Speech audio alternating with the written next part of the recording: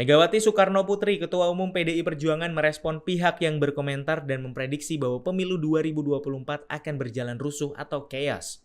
Megawati meyakini pihak yang berkomentar demikian itu aneh, padahal dirinya mengingatkan bahwa pemilu adalah bukan barang baru di Indonesia. Megawati menyebut pemilu pertama telah digelar di Indonesia sejak 1955, sehingga dirinya pun heran mengapa ada orang yang memperkirakan pemilu 2024 akan berlangsung kacau.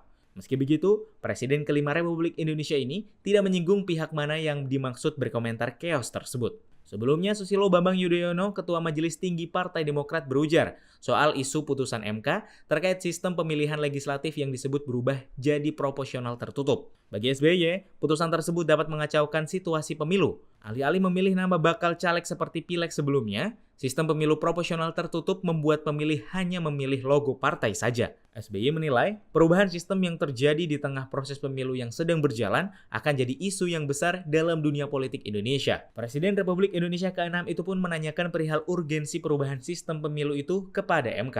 Pemilu pertama tolong diingat itu tahun 55. Jadi bukan barang baru. Jadi kalau ada yang sampai mengatakan seperti itu buat saya big question. Maunya apa? Tapi bagi kami melihat, tapi kalau rakyat kan kalau dilihat dari selalu melihatnya kan survei ya. Itu kan kepuasan kepada pemerintahan Pak Jokowi itu kan tinggi.